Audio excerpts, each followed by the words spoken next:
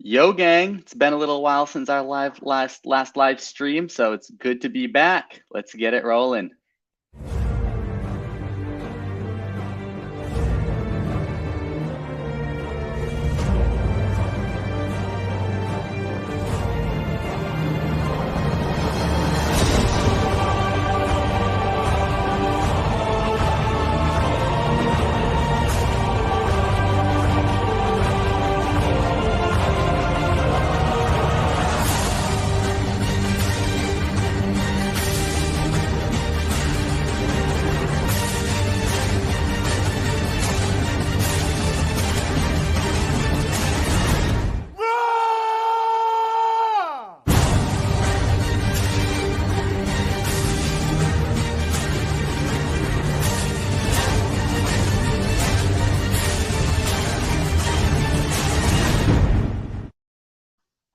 Yo, everybody, what's going on? Welcome to the TSD Garden live stream sponsored by nobody. Great to be back.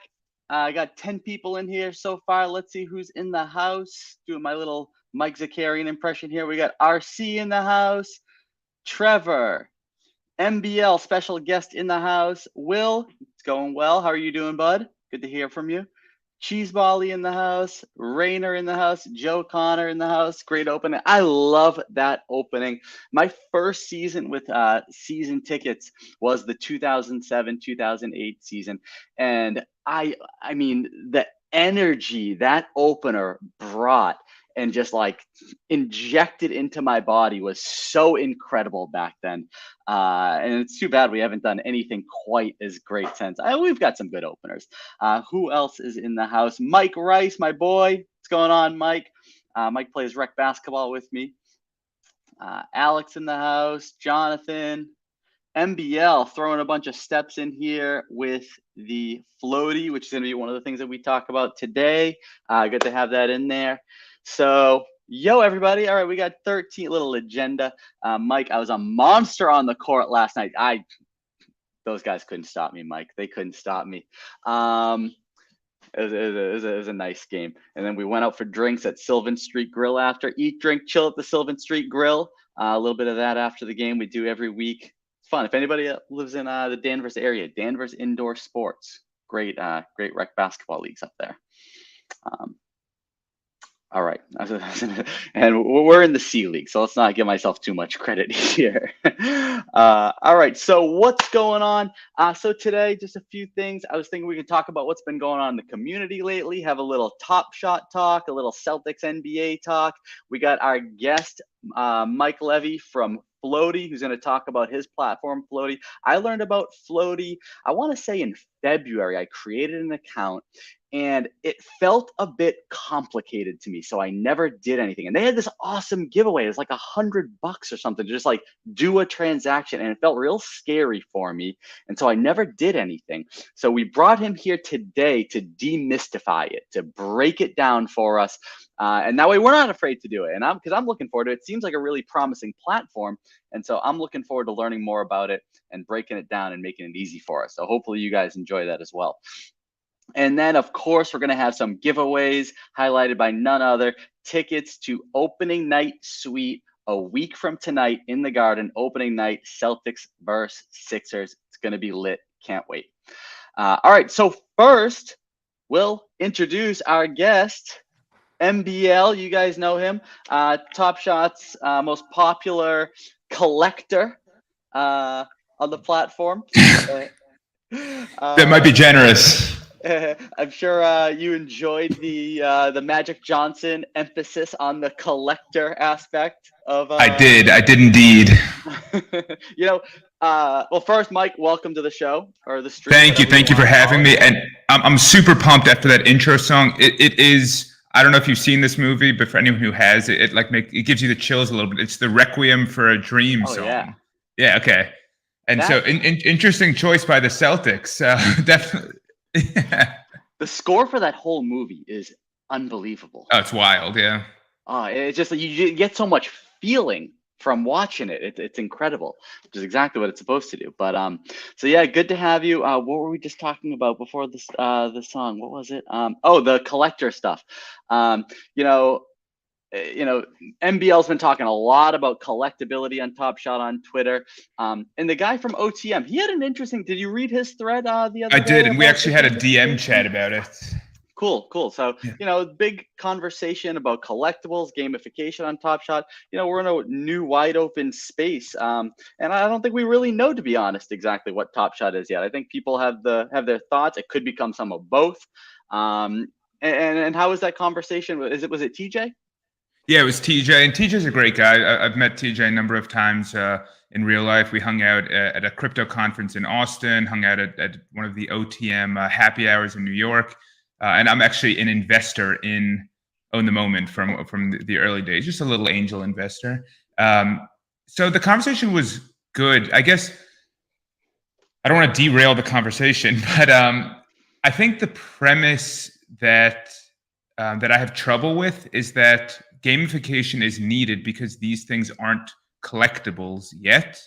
But if they aren't collectibles yet, there's no real incentive to play the game where the reward is these worthless collectibles unless Dapper keeps assigning value to them. And so what we're effectively saying is Dapper needs to pay to artificially support the ecosystem.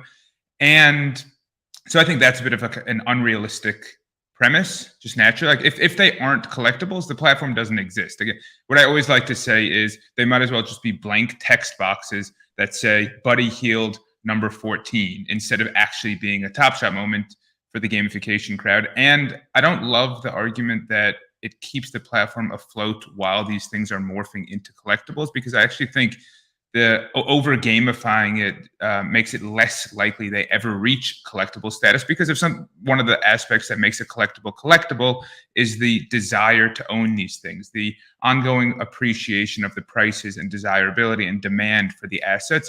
And the gamification does the exact opposite of that. So I think it's like 4 steps back, not really where a lot of people make the argument this bridges us to collectability. I think it really, really hampers the likelihood that it ever reaches a collectible under the premise that it's not a collectible today. And I think a lot of people join the platform because they like the collectible side. They view it as a better version of trading cards. And now that's getting pulled away, which kicks out the collectors and pushes in the gamers who likely won't become collectors. And so I think it's counterproductive. And the people who like it view it as innocent fun. I disagree. Interesting.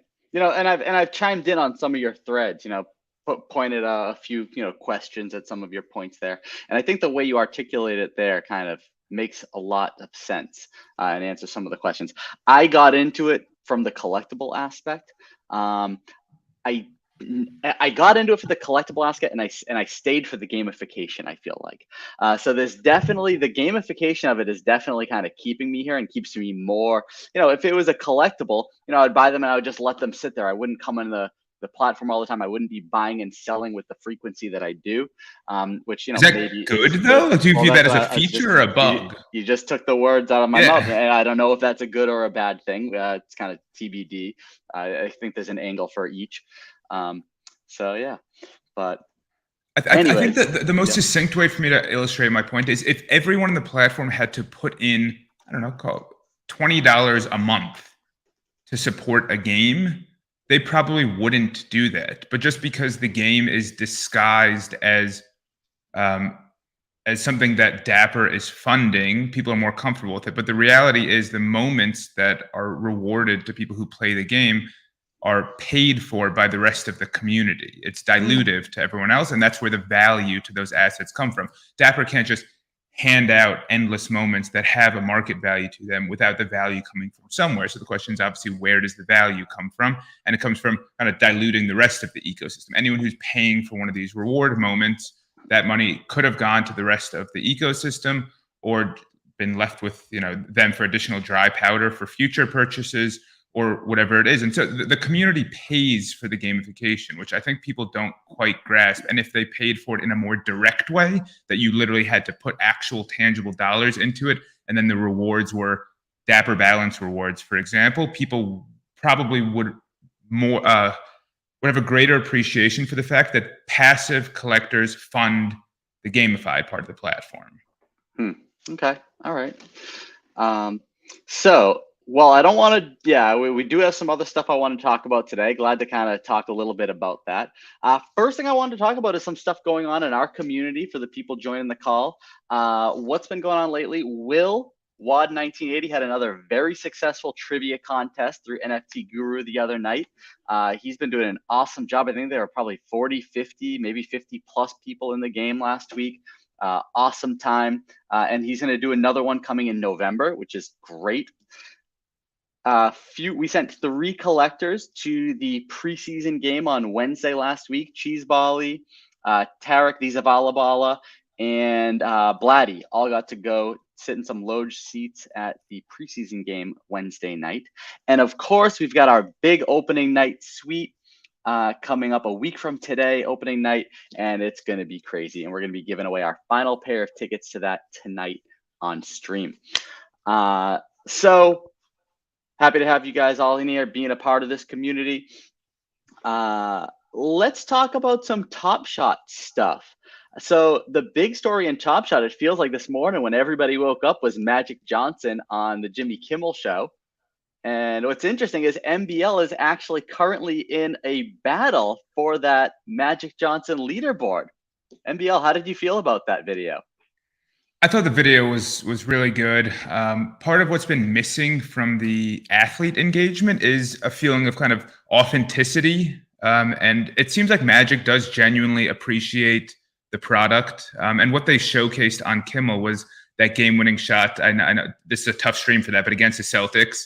And it seemed like Magic really understood why this is a better version of the existing collectibles, where you can capture the feeling, the play itself, the highlight in a collectible versus a static image that doesn't really evoke the same nostalgia and capture the same experience. And so Magic, watching that with Kimmel, a really relatable concept, and putting it in the frame of digital collectible rather than NFT, I think is a big win and really the right approach. Obviously Magic is a compensated sponsor, but it felt like legitimate excitement. And what did you think about it? Yeah, I thought it was great. And I was brought to my attention like a couple of weeks ago that there was like I think a class action lawsuit against Top Shot for being like considered a security.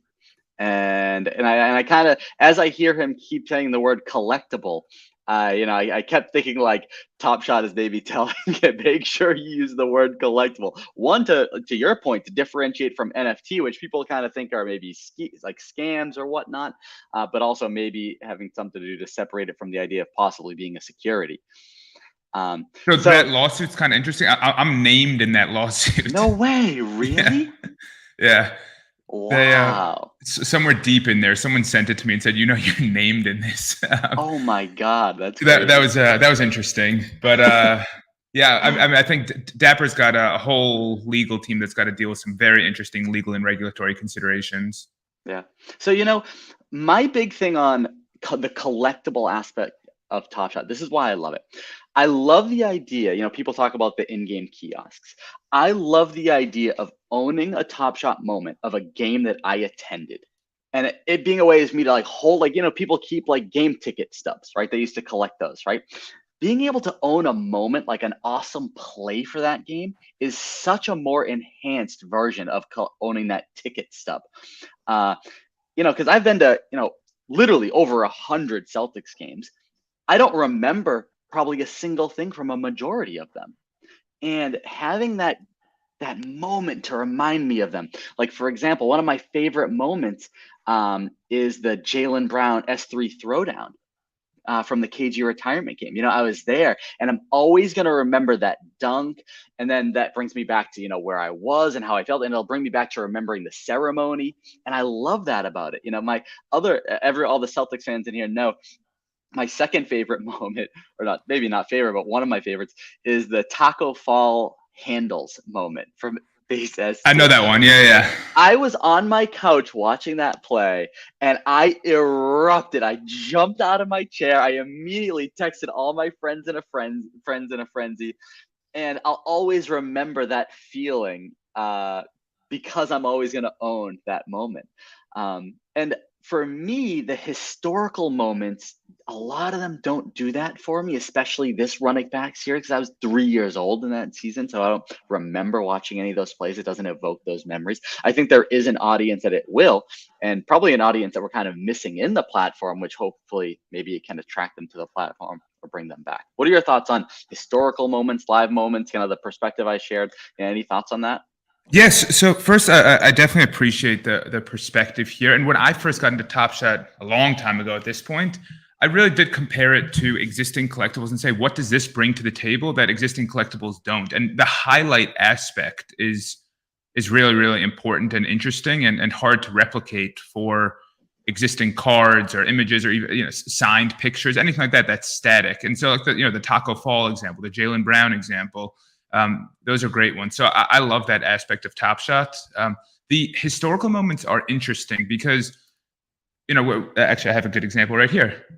Look, I did not plant this for the conversation. This is a Larry Bird card that is worth like maybe 45 cents because it was produced last year or something like that. And the reason these aren't desirable is that there is a Larry Bird, there's a set of cards available that were produced real time in whatever it was 1986 when Larry Bird was playing. And so therefore this is a knockoff replica version of that effectively.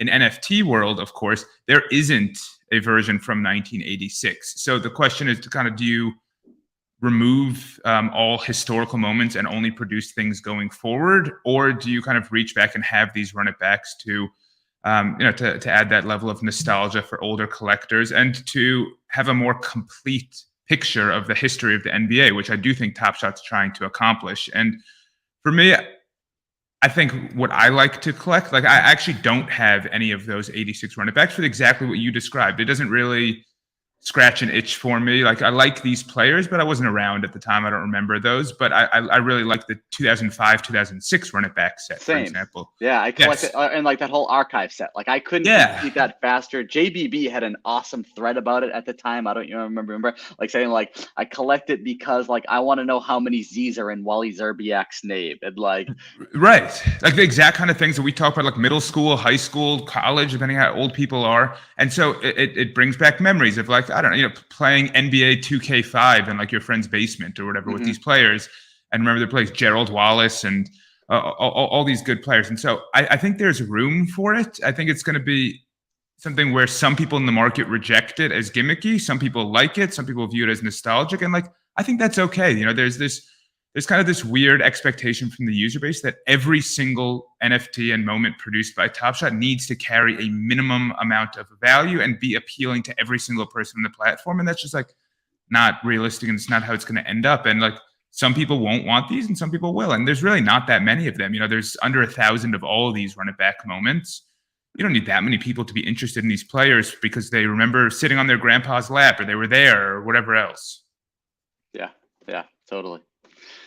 Do you have like I told you about my my Jaylen throwdown, my taco moment. Do you have a moment that you own that like evokes that same type of memory for you?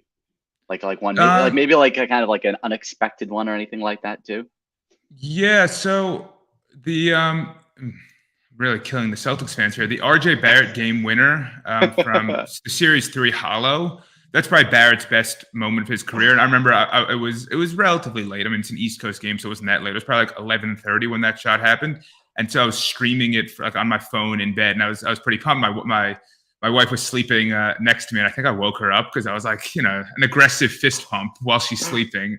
And so that was a fun one. But I also have a few kind of non-Knicks ones that I liked, like that. I think we talked about this when we connected before, but the Jamal Murray layup in the Western Conference Finals in the bubble, where he does the kind of Jordan layup, that I always thought was a really cool play.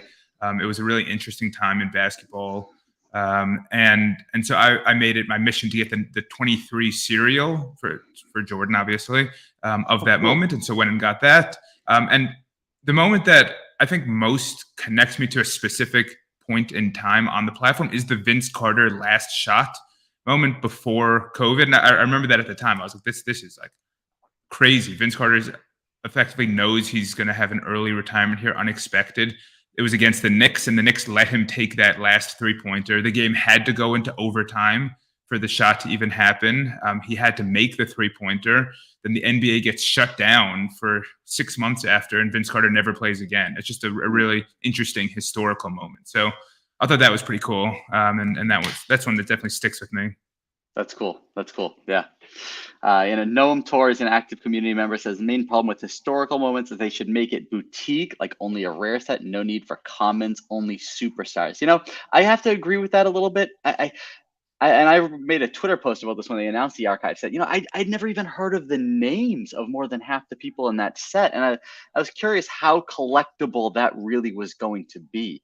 And I think at least in the short term, they should probably err on the side of, like more well-known players. And then as these, start to be really accepted, if they become really accepted, then maybe expand it to kind of expand that umbrella of quality player. I agree with you, Noam, there. Biblissi thinks they learned that lesson. Noam kind of piggybacks on that. So anyways, all right. So that was a little Top Shot talk. One thing I'm happy about is when we were first doing these streams, we just started doing these like 2 months ago. And I remember like just every week, the accounts were in the green, they were going up, and it was awesome. It was a good time a couple months ago. I know, because like we really hit that bottom sometime around like July or so. And lately they haven't been so green. Lately it's been kind of going down a little bit. But the last week or so, I always keep a track of my offers on Live Token. They put the ones up at the top that are most competitive. And I've seen a few of them, those offers keep going up. And I've had some offers hanging out on some plays for a while. And I check in on them and I see I'm getting uppercut a few times. So maybe the market's healthy. Maybe the market's getting ready for a new season to kick off. And I hope so. Yeah, I think that's a good point. Look, I think offers have been around for long enough at this point that the market's finding a better equilibrium here, where if something's low ask is $100 and someone offers 95, like probably the realistic value of that moment in the current market's like somewhere between those two, and that should close over time, that gap, especially on more liquid moments. And I think we're starting to see that now, where people who just wanted desperate liquidity have just accepted the highest offer, and now the low ask is kind of saying, I'll take this number if I can get it, but otherwise I'm not going to sell it. And reaching that point is healthy. And I think we've seen some whales dumping quite a bit of supply recently, and Stay Stacked. I don't know if you saw this or if you follow Stay Stacked, put up a tweet, I think yesterday or this morning. Is that how you say it? Stay Stacked? Yes. I always read it as Stay Staced, and I never understood Yeah. So it, okay, you and everyone else is the proper way to read it. That's good to know. Yeah. There's so many people, I don't know how to say their names. I know. Like the biggest whale, like ALXO, right? It's Alexo. That's what I always thought his name was like Alex, like O, and that was just how he cut it. And I always said Alex O in my head, and then I was told it's Alexo, and I have no idea. But anyway, sorry to. Mine's easy; it's just letters. But yeah, so Stay Stacked said that while it sucks in the short term, it's nice for whales to be dumping a bit here, because like realistically, they can add a lot of selling pressure to a market with someone who has 30 of the same moment and decides to sell all of those. Suddenly there's 20 excited buyers and they can't offset that selling pressure. But it should hopefully be a short-term blip. And what is that, Blazer? Feign? 503? Yeah. Cool. I'll take a question from Will. He's a super community member. He runs trivia contests for the community once a month. What are people's thoughts on dynamic duos? MBL, any thoughts on dynamic duos? So I like the idea a lot. I think I would like to have been a fly on the wall in like Austin Kent's lab when he was putting these together, because I'm not sure if the purpose was grab the best play that maybe the two best known players from a given franchise over that time frame ever had together, or this is just kind of introducing the idea of duo moments rather than single and reels moments too, right? Right. And so I think some people have been underwhelmed by some of the plays themselves. So I think a little bit of clarity on kind of why these aren't necessarily the all-time plays of the best two players ever on a given team would be helpful. Just a better feel for what the curation process was. And Austin Kent has released really interesting threads before about the process of curating moments, why they chose the ones they did, what dynamics are at play. And I think something like that really helps and makes the moments more interesting. So I like the idea. I think it's kind of cool. I think it takes advantage of it leverages the highlight side of moments. You can't really capture teamwork in a static image. So I like that a lot. Except for the squad squad I think goal. more context The squad goal set does that. I love the squad goal. Yeah, that's true. That's true. Squad goals does. Do I think duos are undervalued? I'd love to be able to actually answer that question, but so much of that question is reliant on, do we think Top Shot or Dapper arbitrarily assigns value to them in the future? And I wish we could just say, are they undervalued in the sense of relative to other moments in the platform, or that it'll appeal to a fan base rather than does Dapper choose to include them in flash challenges? So that's the biggest factor that people are discussing on Twitter right now. Are these going to have good flash challenge utility? And I don't know. I really don't like to buy things contingent on Dapper rewarding me for it. Mm-hmm. And I love to. So yeah. I'm all in on the duos. So if you're asking me, Noam, the answer is yes, they're undervalued. I'm betting on them. And that's really, that's what I think MBL hates about it. It's you're not buying things to collect them. You're betting on them, basically. You're not even betting on it's one thing if you buy a Ja Morant because you think he's going to have a really good season. You're betting you buy Ja Morant because Dapper will choose to reward that at some point. It's a bet on Dapper, not on Ja Morant. Yeah. Yeah. To some level, for example, if you're looking at floor moments for flash challenge potential, it's going to be hard for them to pick. I think Keldon Johnson is my guy. He's my guy who I think is undervalued right now. He's going to be a good, strong flash challenge guy based on his price, his circ, and what he'll do this season. But I don't see a situation where they're going to choose to reward him versus they're going to choose to, they chose Bruce Brown today instead of Keldon Johnson. There is a little bit of a stock market betting aspect to it. I think the biggest factor here is, but with the wild cards and how hard dynamic duos, that is the thing where it's more they're picking the winners.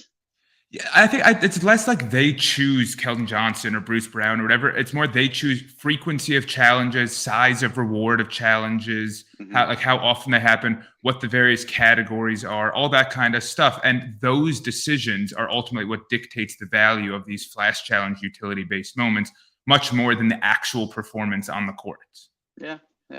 Okay. All right. So you know what?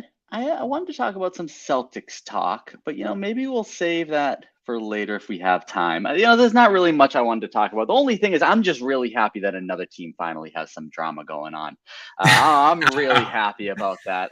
You don't care about Udoka anymore? I'm so happy. And because we were down a bit. We were down in this channel a bit. It wasn't good. Rob Williams got that surgery. People aren't happy. My best friend texting me nonstop every day about why we didn't use our $17 million TPE now. And, I'm just happy that somebody else has fallen apart. And I was listening to Morning Marketplace. I don't know if you listened to that show today with Mike Zakarian. I love that show. That's why I never do any 9 a.m. streams because, I don't want to split that audience. Love his show. Zakarian's the man. I'm a big fan of Zakarian. I don't know how anybody couldn't be. And he was talking about Draymond trades and what trades would make sense. And I couldn't help but the one that came to mind, and it just jumped to my mind. And I hate it. I wouldn't do it, but it was Al Horford for Draymond. That's interesting. Yeah. Play him at the 4. He's a on the court. He's a great teammate. Defender, kind of fits in with the defensive style of the team a bit. Although Al Horford's a phenomenal defender, but he's also 36 years old, and Draymond's 32. They can pass. Draymond's a better passer even, and Al Horford's a great passer. But Draymond can't quite shoot the 3 like Al Horford can. He's younger, but so much of our team success, I think, was built off chemistry. And Al Horford is just the perfect chemistry guy for any team, especially our team. So I think that's why it's really hard to do that trade.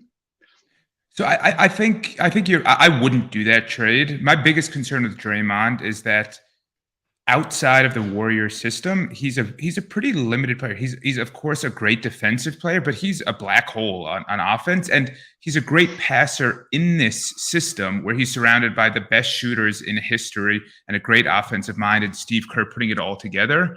And I think outside of the Warriors, he's a way less valuable player.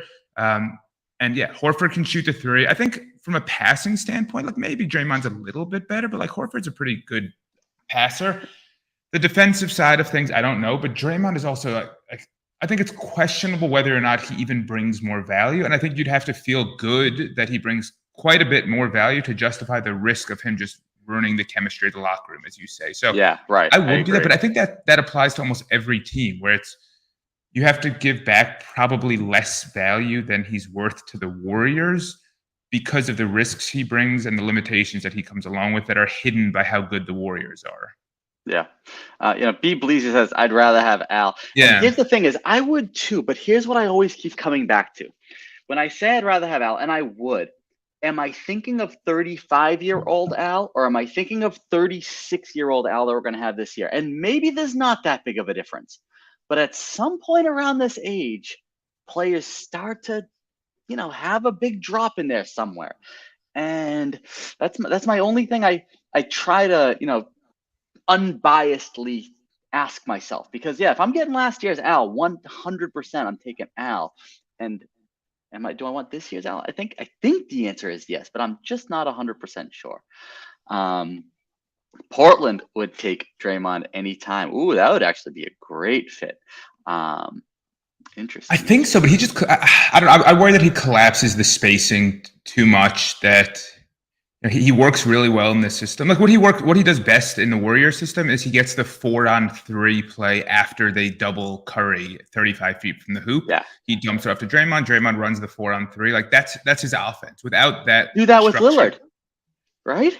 It's a similar concept, but I think that 4-on-3 like isn't that straightforward if you don't also have like Klay Thompson or Jordan Poole around you.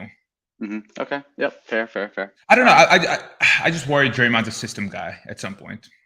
Okay. All right. So we want to talk about Floaty at some point. We've been chatting for 34 minutes or so. It's been a great conversation.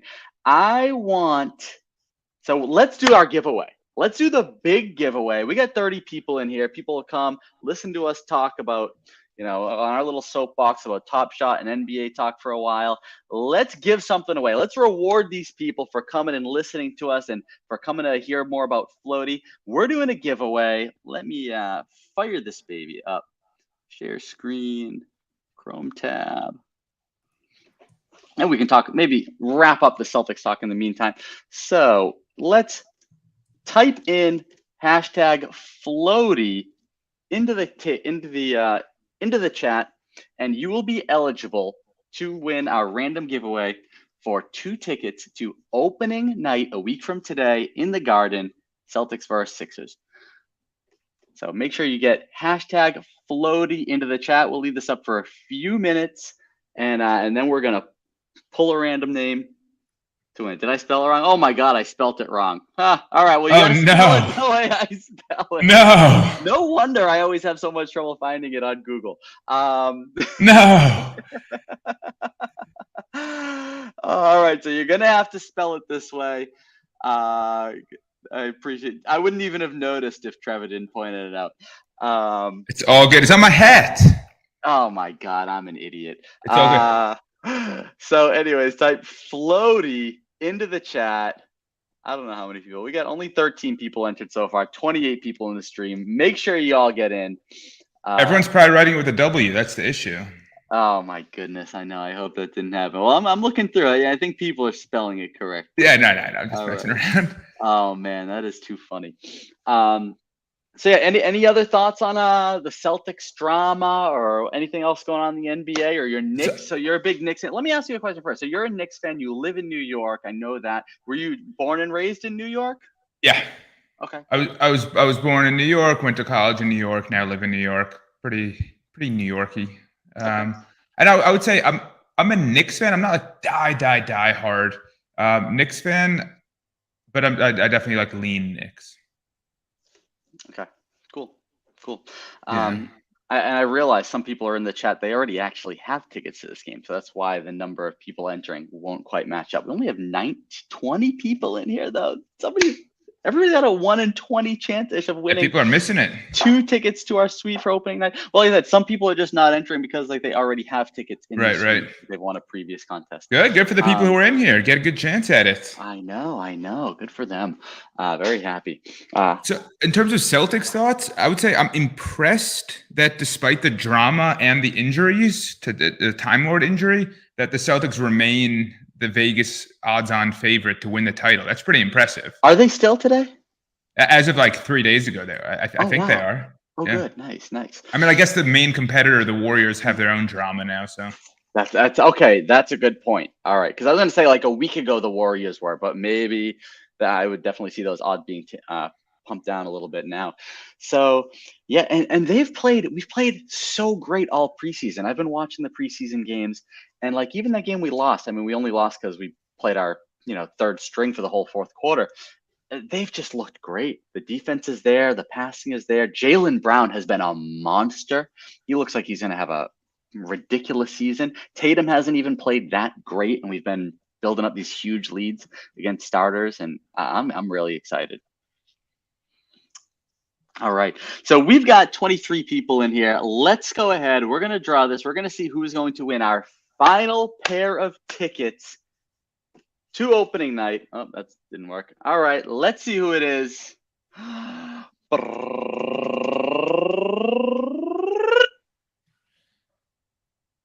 Visa Bala Bala. Awesome. So happy for you, Tarek.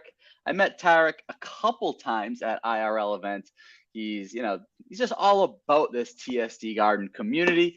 So I'm super happy for him to have won this pair of tickets. And there's a lot of people in this chat I would have been really happy to win.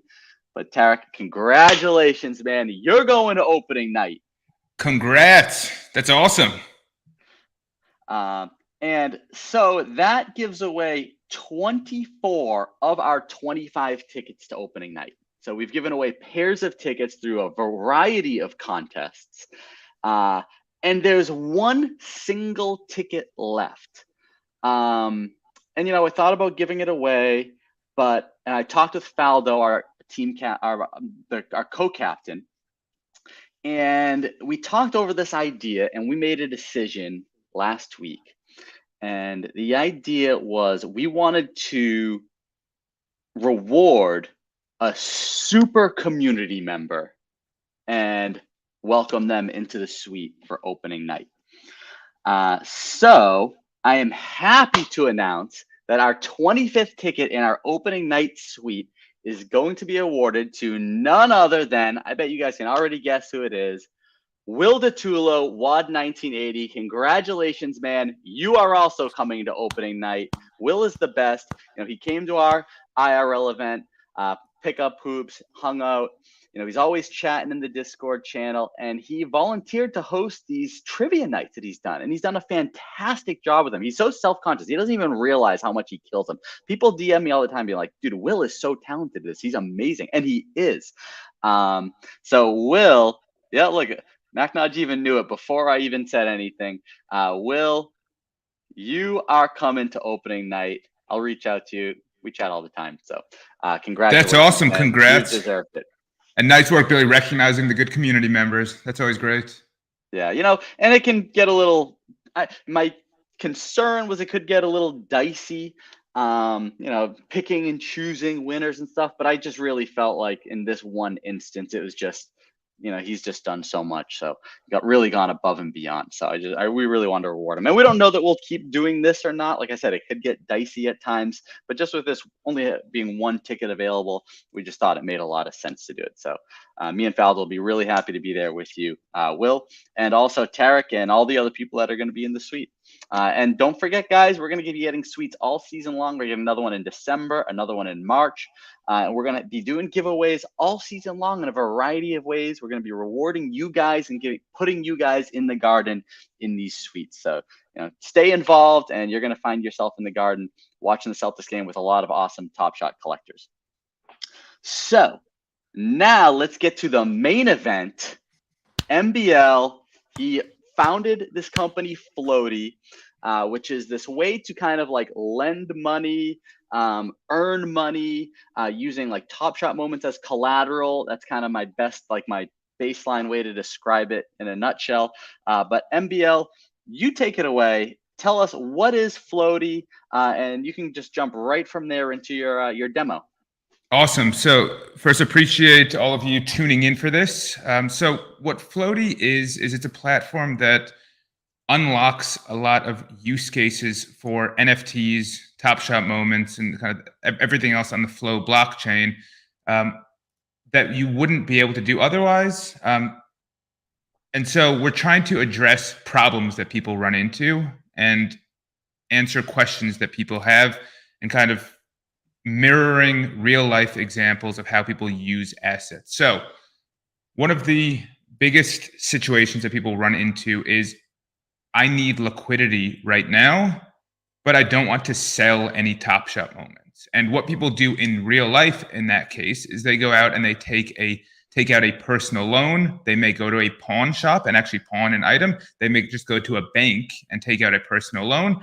What we as Floaty allow you to do is to use a Top Shot moment as collateral to take out a loan. So if you have a Top Shot moment that's worth $1,000, you need a few $100s because you want to buy something new, you have a real life expense, you have anything else that you need capital or liquidity for, you can go and take out a short-term loan from anyone in the world. And you don't need to trust this counterparty. You don't need to go through a whole personal loan setup where someone's looking into your bank account, into your job history, into your trustworthiness, into your credit score. All you need is you have this marketable asset, this NFT. You say to the world, hey, I want to borrow $300. I will repay you $325. If I don't repay you, you get this $1,000 Top Shot moment, just as an example. And so the person on the other side comes into a situation where they say, I'm going to risk $300, and either I make a $25 profit or I get a $1,000 Top Shot moment well below market value. And so it's a situation where we are offering two different cohorts of people services that they wouldn't have otherwise. The borrowers, the people who own the NFTs, are able to access liquidity without being forced to sell their Top Shot moments, which they don't want to sell. The lenders are able to deploy capital into the Top Shot market effectively, like using their Top Shot knowledge, and get a passive return on capital instead of only being limited to being able to buy and sell Top Shot moments to try and generate income. What you can do is you can set up these win-win situations where you either get passive income or you get a moment below market value price.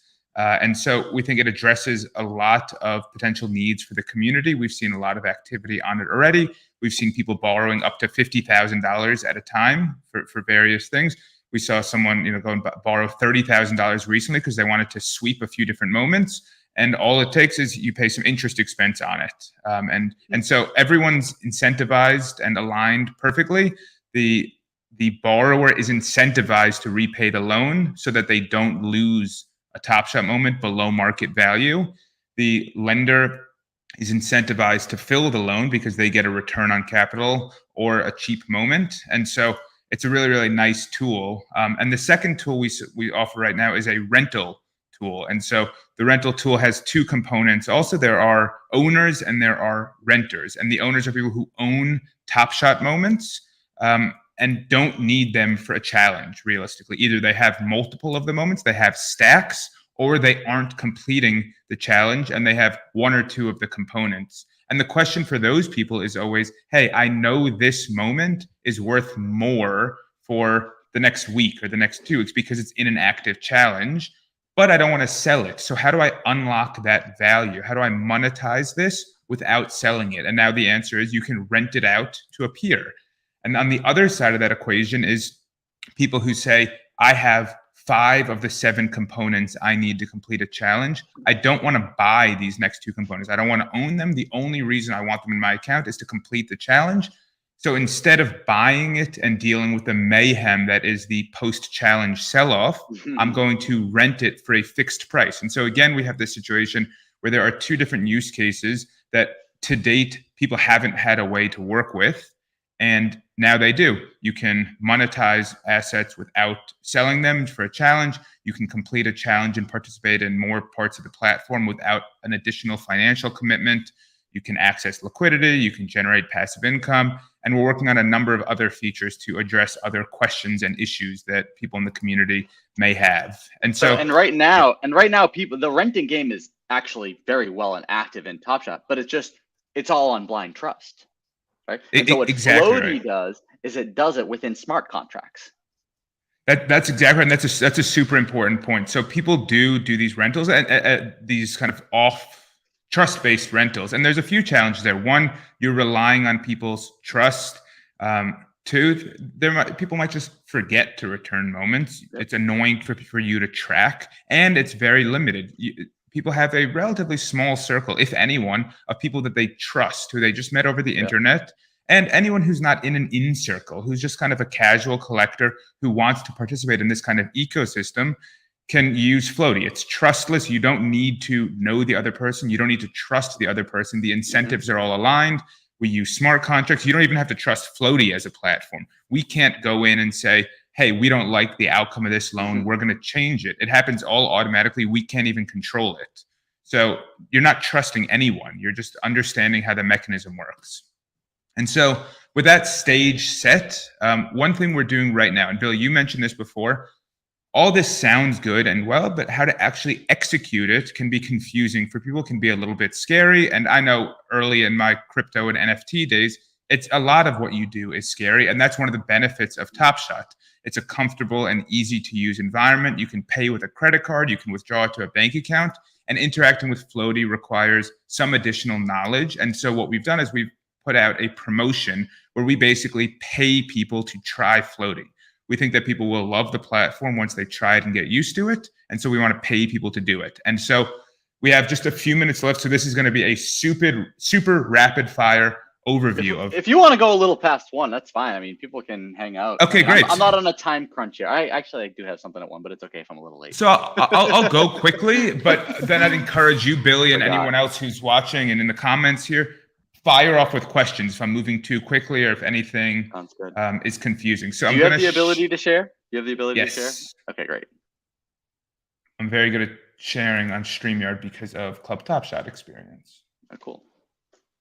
Okay, cool. So hopefully everyone can see this now. This is the Floaty platform. What I'm going to be going through right now is these 9 steps, which I'm going to repaste. People see it, by the way? I might have to do this. Maybe now people can see it. All right. Yes, that's better. Okay, so these are the 9 steps we're going to be going to. So the whole basis of the promotion is completing this form. And we're going to run through each of these steps. The goal of the promotion is to have users try all 4 possible actions on Floaty. So the 4 possible actions are act as a lender, so fund a loan, act as a borrower, put up a loan listing that someone else funds, act as a rental owner, so own an NFT that you rent out to someone else, and act as a renter, where you rent someone else's NFT. And really, that's all you actually have to do, but we're going to run through exactly how that works. So the first step is, in order to interact with Floaty, you need a Blocto wallet. So how do you create a Blocto wallet? You go to the Floaty platform. So it's floaty.io, and I encourage you to follow along here. So go to floaty.io. Floaty with a W, everyone. Floaty with a W, yes. I'll paste it into the chat. All right, there we go. And so I'm sure some of you would not have known that. So you're going to hit Connect Wallet up here. You're going to go to Blocto. And then what you're going to do is click Use Another Account. I'm not going to do it because then I have to re-log in. It's a pain in the ass. Click Use Another Account, and it'll open up a box for you where all you have to do is type in an email address. So you type in BillyTopShot@CelticsChampions.com. You type it in, and as soon as you hit confirm, you will get a 6-digit code sent to your email address. You type in that 6-digit code, and it will, now you have a Blocto wallet. And what's going to happen is you'll hit confirm, and now you will be logged into a brand newly created Blocto wallet on Floaty. If you want your wallet address, all you have to do is go up here to the menu, click profile. This is your Blockto address. So now you have completed step 1 of 9. You now have a brand new Blockto wallet address. And I got to say, this must be easy because when I first got into Floaty a while ago, like I definitely created a Blockto wallet because I came in months later and logged in and it was already there. So that must have been a very easy part. All you need is an email address. It's pretty easy. So hopefully someone in the chat now is trying this out and can see how easy it is. So now we've done 1 of 9 steps. Again, the next step, number 2 in my message here, is moving a moment from Top Shot to Blockto. So in order to interact with Floaty, your Top Shot moment needs to be moved from the Top Shot platform to Blockto. And that can seem like a scary concept, but it's a pretty straightforward process. So all you have to do is go to your Top Shot account, click My Collection, and go pick out a moment. So let's go down and we'll find a moment. And we're going to choose, let's go, this moment. And all you do is you grab the URL from this moment page, click copy, and then go to this handy tool. Trevor, if you're still watching, can you drop the link to this tool in? Otherwise I can. And you click moment ID URL, you paste in the moment address. So all we've done is we've copied this address and we are pasting it in to this tool, Top Shot Moment Importer Exporter, and we click export. That will bring you directly back to your Dapper page. You click connect wallet, where you're automatically going to be connected to your Blockto wallet already. You click confirm, send NFT, confirm, and you are done. So now we have successfully sent a moment from Top Shot to Blockto. Now, the first time you do that, the first time you ever move a moment off of Top Shot to Blockto, it takes 24 hours. So for anyone who's watching who thinks you might be interested, I would go in and do that now, actually. Go in and do that process, withdraw a moment, and it'll take 24 hours, and then it'll be there. For me, I've done it before, so now assume. Where was that link? There. Where was that link for where you send the link of the moment to? Yeah. Sorry, let me drop that in. I thought Trevor was actually still watching, but he is not. So this is a tool. Copy this tool. It's a really useful tool, and bookmark it. And so yeah, so you can, and then all you're gonna do is an intangible market. Yes. So it's Steve Veerman, collector legend. All right, nice, Trevor. I got you. Don't worry. I think actually, did my link get shared? I don't know if you can share links. I might not be able to share links. Oh, did you put it in the private chat? Maybe no. I don't know. No, I put it in the YouTube, but it doesn't show. Oh, weird. Yeah, I don't see it. Okay, so anyway, it's just intangible.market/export. Here is the address.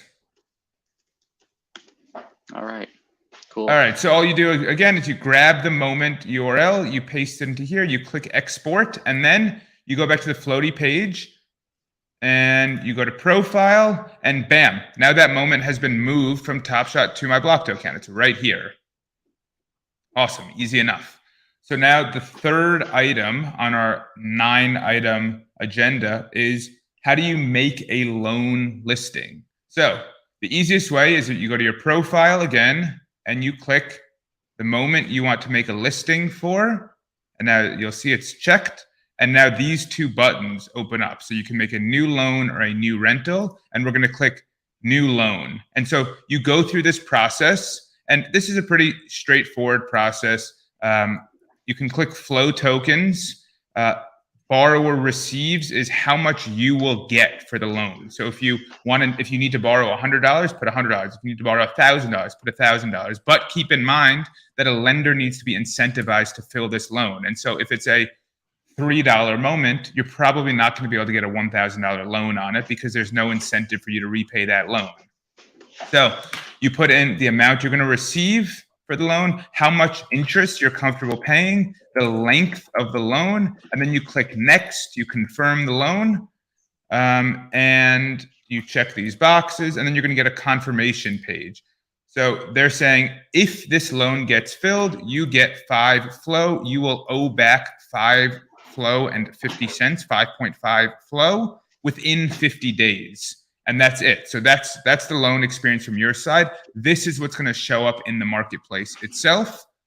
And so I'm not actually going to put it up, so we can just keep going here. And so then that loan will end up in the marketplace right here. And so this Harrison Barnes moment, I know, is something that was listed by my buddy Trevor. And this Danny Green moment is something I put up earlier. So what we're now going to show you is the other side. So I've put up a loan listing.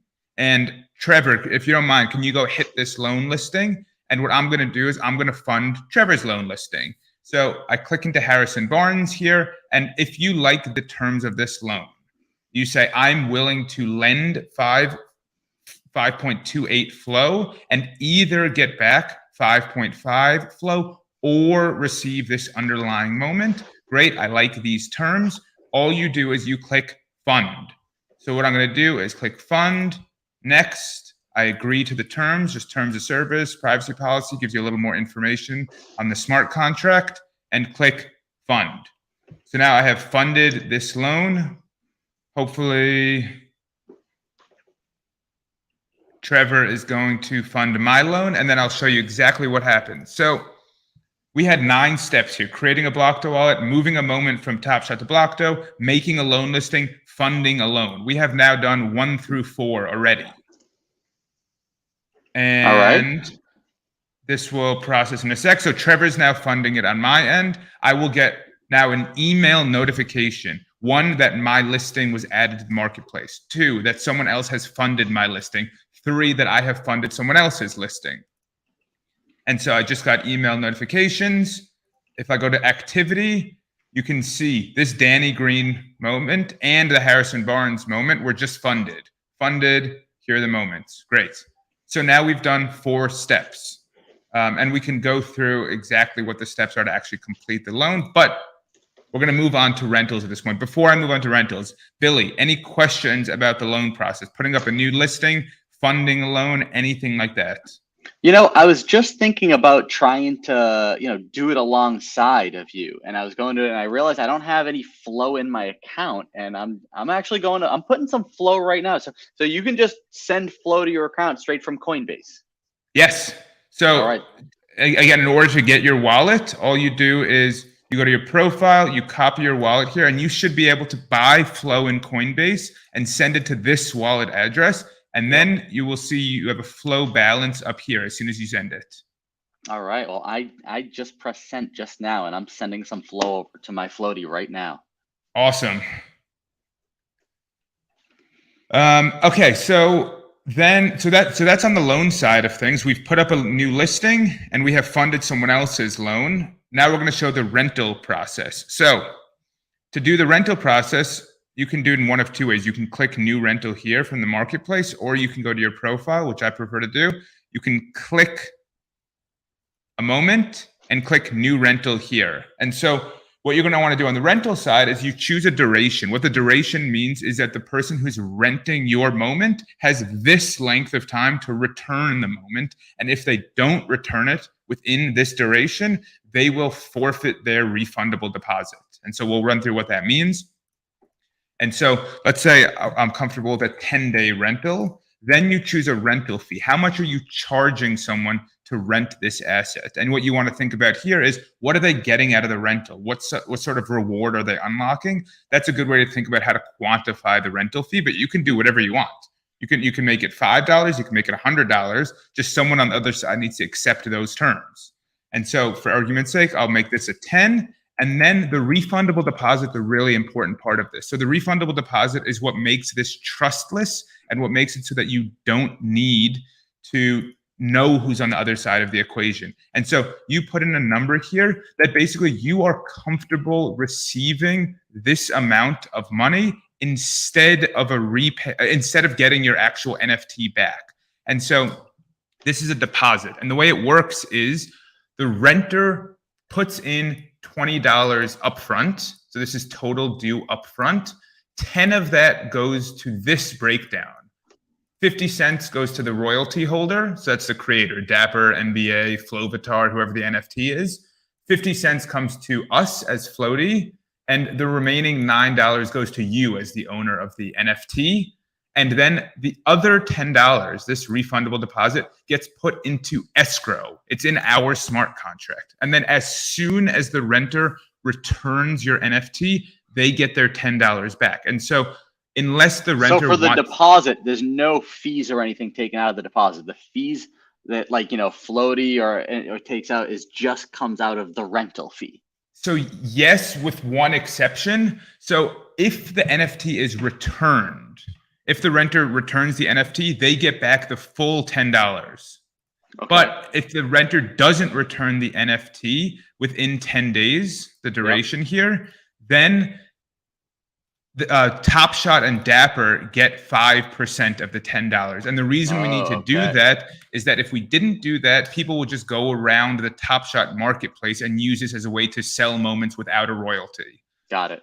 And so that's why we have this received. So you just need to make sure you mark it up. If you think your moment is valued at $50 and you want that to be considered the collateral, you just got to mark it up over, you know, 10%. Exactly. So this is how much you're going to receive on default. So if you want to make sure you get at least $50. Oh, and it shows you that right there. Perfect. Yeah. So if you want to make sure you get at least $50, then you can make it so that your, I guess it's probably what, 75, something like that, that your refundable deposit you ask for is $52.70. So that's what the renter will see, but you would get $50 in that case. And so this is a really important number. This is, you are saying, I am comfortable receiving $50 instead of getting this NFT back. And this is what the incentive is for a renter to return the asset. And so it's an important number. And then the renter says, I have to put in $62.70. As soon as I return this, as soon as I'm done with the challenge, I'll get back $52.70. So really it's a $10 expense to me. And I know what it is. It's a fixed number. And so we have Trevor, I can see on my end, has just completed renting my NFT. So if we go to activity and we go to rentals, we can see that my Jonquil Jones moment was rented by Trevor. And I'm going to go into the rental marketplace. And I believe this Kyle Anderson is his. I think. Hold on. I'm just looking at what he sent me. Doesn't really matter. That's what I sent him. Hold on. Rentals. Yeah, so the Kyle Anderson. So let's say I need Kyle Anderson for a challenge. I go in and I say, okay, I'll put an 8 flow now. $4 of it won't come back. As soon as I return it, I'll get this 4 back, and I will click rent. Are you sure you want to rent this NFT? Yes, I am. And you agree to the terms. Great. You click rent. Now we're processing. Very good. We'll have to approve the wallet transaction. And we have rented this NFT. It's just processing. Blockchain takes a second. And I will show you as soon as, so this is the Kyle Anderson moment. It wasn't mine. Now I'm renting it. And it gets sent like into your Dapper wallet in NBA Top Shot. So it's going to be sent to my Blockto wallet. Oh, okay. And then you send it back from Blockto to Top Shot, which is also super easy. Okay, okay. So now this is complete. Aha, got it. And it'll take a second to process here. Shouldn't be too many seconds. And while it's processing, let me just say, I do have one other giveaway for the people who stick around. We are also giving away one more thing after this demo. We're giving away an extra spice pack to a random person who sticks around until after the presentation. I should have mentioned that before. But anyways, just wanted to put that out there while we're waiting for that moment to get in there. Very good. Thank you. Thank you. So now Kyle Anderson is in our account. And so the question is, how do you get Kyle Anderson back to your Top Shot account to use in a challenge? And the answer is this same exact link. And so we have at the bottom here, how to import to Dapper Wallet. So first you enter your Top Shot name. Then you need the Blockto app to do this, I should add. The Blockto app is super easy to use, and it's the same exact way to log in. You get the app, you click login, you get a 6-digit code to your email, you log in, and then all you have to do is scan the QR code that Veerman's platform will give you, and then you can send the moment back immediately. So it's super easy to do. This link is important for the process. Okay, cool. So now you can use the moment for a challenge. Great. And now we have actually done every single thing you need to do to be eligible for our $50 giveaway. And just to be clear here, this isn't like a chance to win $50. If you do this form, you get 25 flow, no questions asked. So, all right. How do you do the form? what is the block-to wallet address you use for the qualifying Floaty transactions? Boom, you go to Floaty, you click up here, you click the numbers, you click copy. This copies the address. Yep. Paste, done. Discord ID, you copy your Discord ID and you paste it here. So this is my Discord ID. So I'll just grab it and you paste it here. What is your Top Shot ID? Pretty straightforward. Then we just ask, in order to confirm that you actually own the Top Shot account you say you do, just list any moment in your account for $34,431, which is just a completely random number, just to show that you actually own that account, that you're not kind of gaming the system here and just creating many, many block-dos and saying you own these 100 different Top Shot accounts. So it's easy, then just drop the link in for that listing. Then we have 4 verifications that you did these Floaty transactions. So first, where you were borrower, then where you were lender, then where you were the renter, and then where you're the original moment who rented out a moment to someone else. Where do you get these links? You go to your activity. So you go to the menu, activity, and then we have 2 categories, loans, rentals. So loans, where we say we want the borrower link, borrower, you go to borrower and you click. Borrower. And where is the link?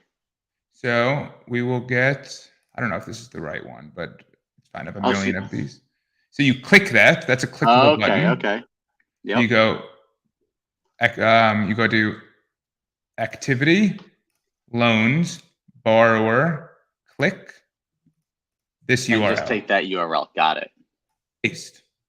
And cool. Exact same process. Menu, activity, loans, lender. Click. Grab that. Done. Then renter. Exact same process. Activity, rentals, renter. Copy that. The next one, activity, rentals, owner. Copy that. Submit. You're done. Nice. And so this is easiest to do with a friend. The same way I just did with Trevor. Put up a completely nonsense listing. We don't care. Wash trade all the hell you want. We just want people to see that it's not that scary to use the platform. Here's how it works. And then when you're done and you want to return the rented moment, you want to repay your loans, go to activity, rentals, renter, and I have rented Kyle Anderson. Here he is. We just saw that process. And all you do is you click return.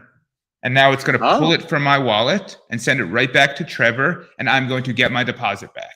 Oh, wow, cool. You see I have 151 flow up here. Hopefully that's updated. I think it should be based on blockchain activity.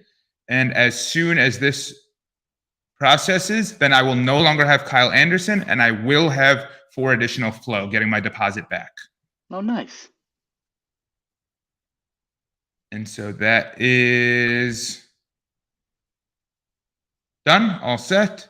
And so this will take a second to update. And so while that's all updating, I'm going to go and repay my loan because I took a loan out as part of that process. So go to activity, loans.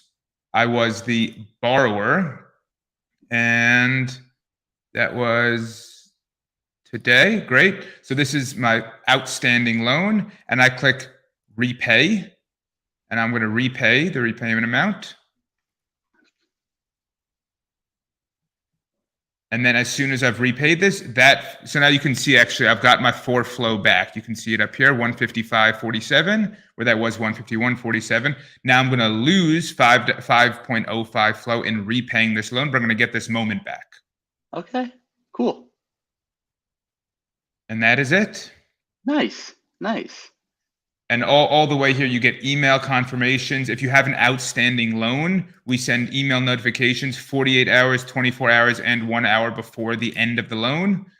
You can put on like auto repayment, which makes it so as long as you have the right tokens in your wallet, we automatically repay the loan for you. I like that. Lots of fun little features. And yeah. And so one thing that I think is interesting to note is what we've talked to a lot of communities about is the idea of building up a moment library. And so the way that would work is the Celtics community would say, okay, we have this grouping of moments that we feel like are good for Flash Challenge utility. And what we're going to do is when these hit, we are going to rent them out to people in our community for free or for some nominal sum of money. And the way you would do that is the Celtics team would just have a Blockdo wallet, and then you can say new rental, choose the moment that's relevant, and then you could do a private listing, and you would get the address of whoever won a contest, whoever you want to reward, and give it to them for basically a nominal fee. The cheapest rental you can do is $5, but a lot of these rentals are worth $200 in the heat of the moment. And they can put up a refundable deposit just to ensure that the Celtics team doesn't get hurt, the Celtics community. And so we've talked to Nine Lives Lounge and some other teams about building up a library where they can then run promotions during the season and say, hey, we have assets that are really good for this challenge. Instead of going to buy it or renting it for $50, we will rent it to someone who wins a giveaway for $5, for example. And so that's an interesting use case. And the way people are building up libraries is saying, we're doing a sweet giveaway in order to enter the giveaway, like contribute any Celtics rare or any platform rare. And then the Celtics community now has built up a library of assets that could land well for Flash challenges. And you can also rent them out to the general public and build up tokens in your account because you get rental fees, and then go out and sweep a Celtics floor, anything like that. Cool. Very cool. I like that. You're giving some good ideas. Thank you. And that concludes my presentation. I would love any questions or thoughts or concerns. This was too confusing. This was awesome. You're so handsome. Any thoughts? We did have one question about Floaty taking a cut, but that was before you answered it.